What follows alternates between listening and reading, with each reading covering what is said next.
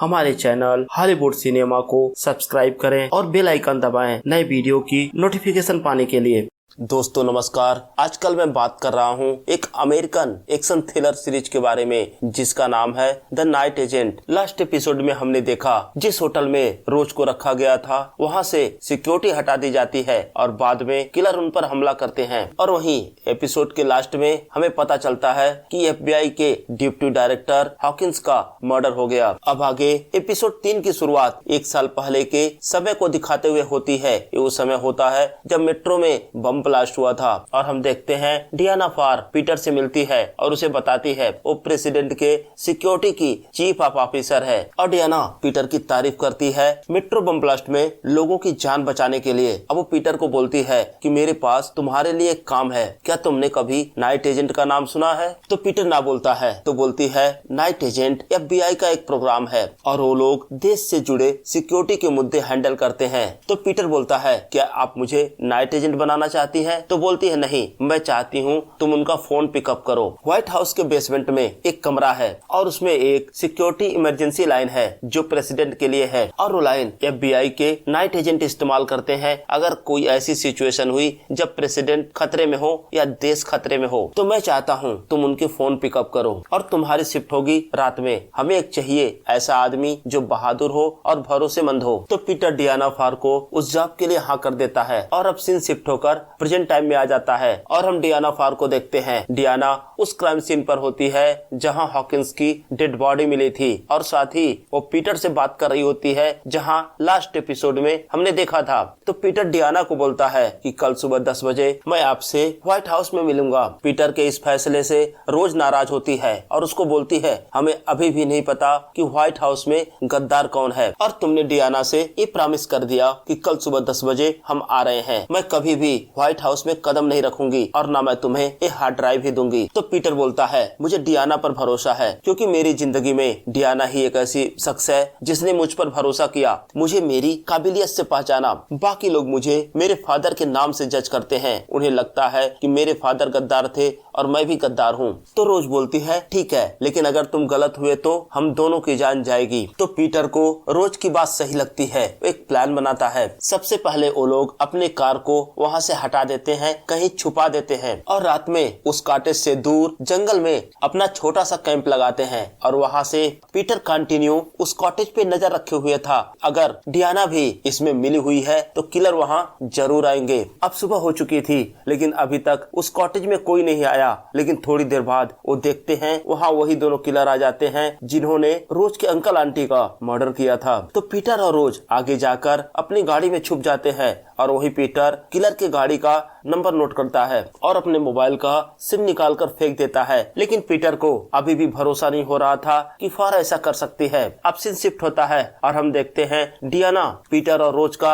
इंतजार कर रही होती है। तभी उससे मिलने बेन अल्मोरा आता है। Actually Ben Almora secret service का डायरेक्टर है। तो बेन डियाना से पूछता है कि आखिर पीटर और रोज कहाँ है? तो डियाना बोलती है तुम्हारी वजह से मैंने विश्वास खो दिया, तुमने मुझे बिना बताए ही रोज की सिक्योरिटी हटा दी थी और यही वजह है कि रोज हम पर भरोसा नहीं कर रही। और तभी बेन को उसका असिस्टेंट बताता है कि चेल्सा का कॉल है। बेन चेल्सा से बात करता है। चेल्सा भी एक सर्विस एजेंट है और आजकल चेल्सा की ड्यूटी वाइस प्रेसिडेंट की बेटी मेडी की सिक्योरिटी के लिए है। तो बेन चेल्सा को बोलता है कि देखो हॉकिंस के मर्डर के बाद यहाँ काफी कुछ बदल गया है और मैं तुम्हें कुछ और रिस्पॉन्सिबिलिटी देना चाहता हूँ। तो इसलिए वाइस प्रेसिडेंट की बेटी की सिक्योरिटी के लिए मैं एक बंदा भेजता हूँ, उसका नाम एरिक मोन्क है। और बेन ये भी बोलता है कि एरिक तुम्हें डायरेक्ट रिपोर्ट करेगा। अब हम देखते हैं चेल्सा एरिक को मेडी से मिलवाता है। तो मेडी बोलती है आज रात मैं अपने दोस्तों के साथ एक बार में जाने वाली हूँ। अब सीन शिफ्ट होता है और हम देखते हैं पीटर अपने एक फ्रेंड को कॉल करता है और उससे बोलता है उस गाड़ी के बारे में पता करने के लिए जिसमें वो किलर आए थे। अब रोज पीटर को बोलती है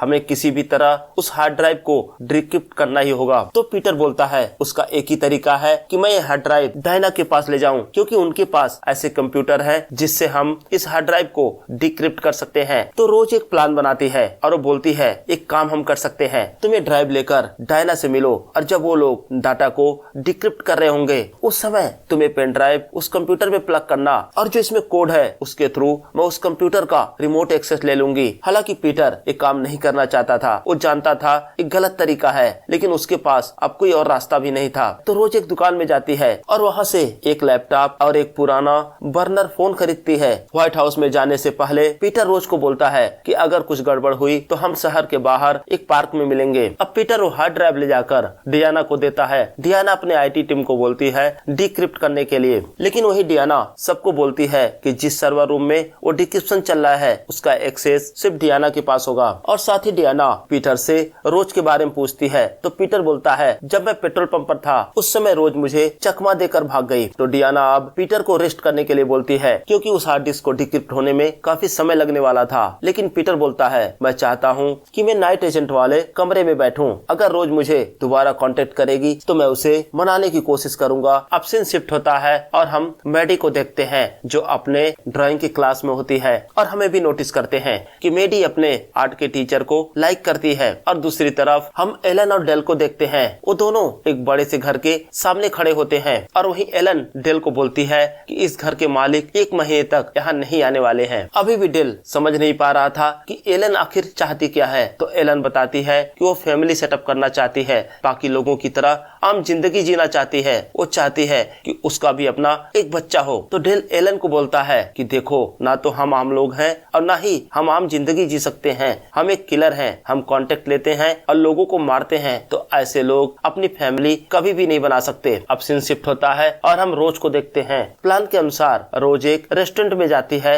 और वहाँ बैठकर अपना लैपटॉप एक्सेस करती है। और वही दूसरी तरफ हम मेडी को देखते हैं जो एक बार में होती है। हालांकि सिक्योरिटी के लिए चेल्सा की पूरी टीम वहाँ होती है, लेकिन आज रात उस सिक्योरिटी को मैनेज करने की जिम्मेदारी एरिक की होती है। तभी हम देखते हैं मेडी के पास एक लड़का आता है, पहले उससे नॉर्मल बातें करता है, फिर उसे गालियां देता है और मेडी के बाप को भी गालियां देता है। जब मेडी वहाँ से आगे बढ़ती है तो लड़का आगे बढ़कर मेडी के बाल खींचता है और तब तक मेडी के सारे सिक्योरिटी गार्ड वहाँ आ जाते हैं। एरिक उस लड़के को पकड़ लेता है, वो लड़का एरिक पर हमला भी करता है, लेकिन चेल्सा की टीम मेडी को बचाते हुए वहाँ से निकालती है। अब चेल्सा एरिक पर नाराज होती है और वो बोलती है कि तुम्हारी लापरवाही की वजह से वो लड़का मेडी के इतने पास आ गया। और एरिक भी अपनी गलती को एक्सेप्ट करता है, बोलता है मुझसे चूक हो गई। अब सीन शिफ्ट होता है और हम देखते हैं रोज पीटर को कॉल करती है। तो पीटर फार के पास जाता है। फार उस सर्वर रूम में बैठी होती है जहाँ डिक्रिप्शन चल रहा था। वो फार को बताता है कि रोज उससे बात करना चाहती है। अब रोज डियाना को फोन पर बिजी करके रखती है और दूसरी तरफ पीटर डियाना का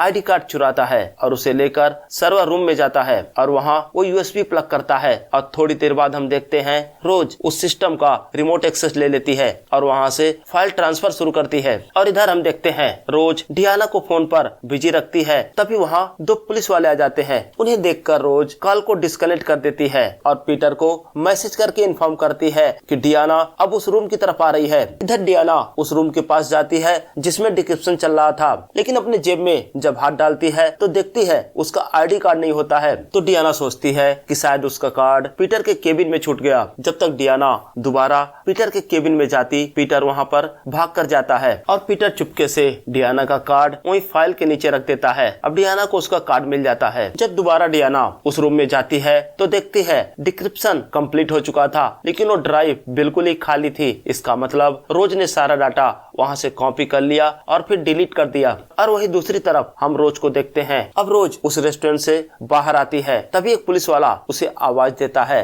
रोज डर जाती है, लेकिन देखती है पुलिस वाले के हाथ में उसके लैपटॉप का चार्जर था। वो चार्जर अंदर ही भूल आई थी। वो पुलिस वाले को थैंक्स बोलती है और वहाँ से निकलती है। और वही दूसरी तरफ हम डियाना को देखते हैं। वो दोबारा हार्ड ड्राइव को कंप्यूटर में प्लग करके चेक करना चाहती है कि उसमें डाटा है या नहीं। तभी उसे वो यूएसबी ड्राइव दिखती है। वो समझ जाती है कि पीटर ने गड़बड़ी किया है। वो पीटर के केबिन में आती है और उससे पूछती है कि तुमने ऐसा क्यों किया? लोगों ने मुझे मना किया था कि तुम्हारे फादर की तरह तुम पर भी हम भरोसा नहीं कर सकते। और वही डियाना बोलती है कि क्या तुमने ही हॉकिंस को मारा है? तो पीटर बोलता है बिल्कुल नहीं, पहले आप बताओ आज सुबह मेरे पीछे किलर किसने भेजे? क्योंकि कल शाम को सिर्फ मैंने आपको कॉल किया था और सुबह वहाँ किलर हमें मारने के लिए पहुँच गए। तो डियाना को डाउट होता है, उसे लगता है कि उसके फोन में किसी ने वायरस या स्पाईवेयर डाला है और जिसकी वजह से कोई और उसके कॉल ट्रैक कर रहा है। अब डियाना अपने फोन को आईटी टीम को देती है चेक करने के लिए। अब डियाना पीटर को बताती है कि 2 महीने पहले जब मेट्रो में बम ब्लास्ट हुआ था तो प्रेसिडेंट ने अपने 2 पुराने एजेंट को इस काम में लगाया, यानी कि रोज के आंटी और अंकल। लेकिन हमारा शक पीआईएफ के लीडर ओमास जडार पर था, लेकिन उसने इस हमले को नकार दिया था क्योंकि उससे पहले हमारे एजेंट कोई भी इंफॉर्मेशन कलेक्ट करने में नाकाम हुए थे। और वहीं प्रेसिडेंट को भी कोई तो व्हाइट हाउस में गद्दार है और वो भी उस सीनियर पोजीशन पे बैठा है। तो पीटर बोलता है क्या वो गद्दार हॉकिंस थे? तो डायना बोलती है मैं कुछ भी श्योर नहीं हूँ, मैं कोशिश कर रही थी उस हार्ड ड्राइव से मुझे कुछ इन्फॉर्मेशन मिले, लेकिन तुमने वो सब खराब कर दिया। तो पीटर बोलता है क्योंकि हमें लगा कि आप हमें मारना चाहती हैं। तो डियाना बोलती है बिल्कुल नहीं, मैं तुम्हें मारना नहीं चाहती। और दूसरी तरफ हम चेल्सा को देखते हैं जो बेन अल्मोरा को कॉल करके बताती है कि मेडी पर आज रात हमला हुआ था। हालांकि मेडी अब सुरक्षित है, लेकिन वहाँ पे जिम्मेदारी हमने एरिक मॉन्क को दिया था। तो बेन बोलता है कि हमें एरिक को थोड़ा टाइम देना चाहिए। तो बेन चेल्सा को बोलता है एरिक को थोड़ा टाइम दो, लेकिन हाँ उस पर नजर रखना और मुझे उसकी रिपोर्ट देते रहना। अब सीन शिफ्ट होता है और हम रोज को देखते हैं। वो होटल के कमरे में होती है और पीटर को मैसेज करती है कि यहाँ काम खत्म हो गया और अपना लोकेशन भेजती है। जब रोज उस हार्ड ड्राइव की फाइल को चेक करती है तो उसे वहाँ एक वीडियो क्लिप मिलती है जिसमें हम ओमान जडार को देखते हैं, जिसका जिक्र कुछ देर पहले ही डियाना ने पीटर से किया था। और वहीं हम देखते हैं उस वीडियो में ओमान जडार से एक औरत उस मेट्रो बॉम्बिंग के बारे में पूछ रही होती है। तो बोलता है उस बम ब्लास्ट में मेरा कोई भी हाथ नहीं है। और वही रोज को ओमान जडार नाम का एक फोल्डर दिखता है। उस फोल्डर के अंदर बहुत सारी फाइलें होती हैं। उन फाइलों में कुछ फाइलें उस एरिया के बिल्डिंगों की ब्लूप्रिंट होती हैं जहां वो मेट्रो में बम ब्लास्ट हुआ था। और रोज वही सारी इंफॉर्मेशन अपने डायरी पर नोट कर रही होती है। तभी कोई उसका दरवाजा नॉक करता है। उसे लगता है पीटर आया होगा। वो दरवाजा खोलती है, देखती है सामने पीटर होता है, लेकिन पीटर के साथ वहाँ डियाना भी होती है। और डियाना को वहाँ देखकर रोज नाराज होती है। तो पीटर बोलता है एक बार बात सुन तो लो। और वहीं दूसरी तरफ हम मैडी को देखते हैं जो अपने आर्ट टीचर के अब करीब आ रही थी। जब मैडी वहाँ से चली जाती है तो उसका आर्ट टीचर किसी को मैसेज करता है और उस कन्वर्सेशन से हमें ये तो पता चलता है वो आर्ट टीचर मैडी को लेकर कुछ प्लान कर रहा था। और वहीं दूसरी तरफ हम उस शख्स को देखते हैं जिसको आर्ट टीचर ने मैसेज किया था और हमें दिखाया जाता है कि उस आदमी के पीठ पर वही ड्रैगन का टैटू होता है, जैसा सेम टैटू उस आदमी के पीठ पे था जिसने मेट्रो में बम रखा था। और इसी के साथ एपिसोड 3 यही समाप्त हो जाता है। तो दोस्तों कमेंट सेक्शन में हमें जरूर बताएं आपको ये वीडियो कैसा लगा, और अगर अभी तक आपने मेरे चैनल को सब्सक्राइब नहीं किया है तो प्लीज सब्सक्राइब करें। और मिलते हैं अगले वीडियो में, तब तक के लिए जय हिंद।